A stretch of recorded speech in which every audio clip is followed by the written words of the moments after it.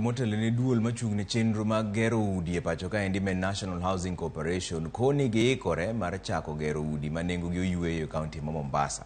En wach ma orwaki gi moko kuom jodak, to kata kamano luoro margi en ni nengo mikoni oyweyo no to pod ni malo mathoth jogo maonge gi nyalo ok bi yudo udi go eko. Jafwambo marwa ma Mombasa Joja oko miwa ler.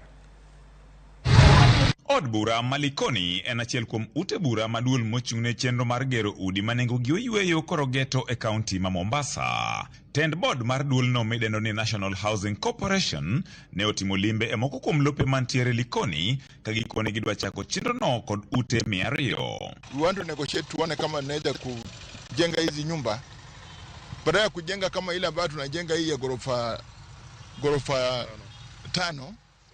Tunataka tuongeze iwe 10 floors and zaidi. Na hapa Likoni tuko na plot yetu hapa. Na tena sisi hatutumii pesa ya serikali. National Housing Corporation, we are self-reliant. Tunatumia pesa yetu na ingine ambayo tunakopa kwa benki halafu tunalipa.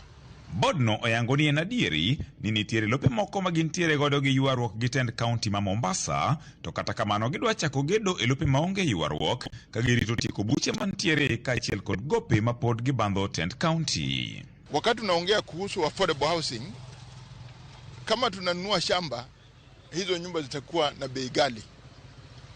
Hii itakuwa kama mortgage housing. Lakini kama tunataka tujenge nyumba ambazo ziko affordable, lazima tutumie public land.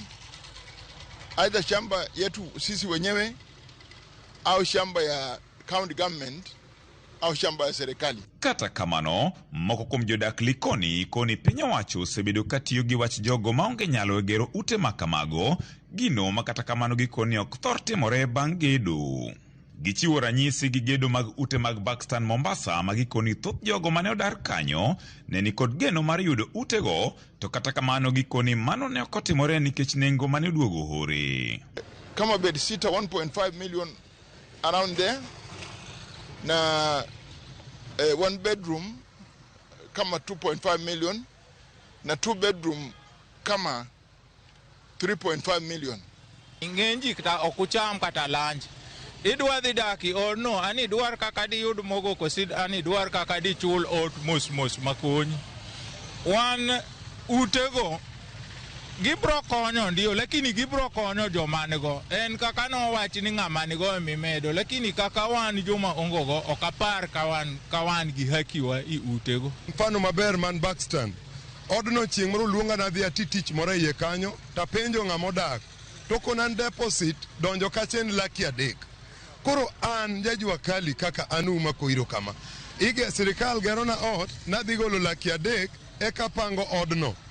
Nikech anungi chieng' bambro dhi nadhi dwaro ot mar laki 3 ka biashara matimo mondi ok nyal miya laki 3 no.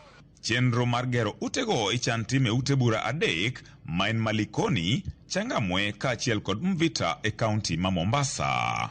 Pach gedo tok rach, lakini before igedi pangne japiny manogo ni kurani. Momi idwa timo berni, ng'i anena matut ni akonye nang'o mondi. Iyudo ka kuonde ma gikethogo nitie ohala madhi mbele kanyo. Ng'ato oketo kios ne moro kanyo, oliede, ouse ma kata koro riembe ni dwa ger ot mar laki 3. Ng'atni iting'e malo kosi igoye piny. Koro utegi sirkal do bedo gi paro moro mopogre gi ma nikech utego nyaka ibedo huka hu ekibro dakie odno. George Aoko, Ramogi TV, Mombasa.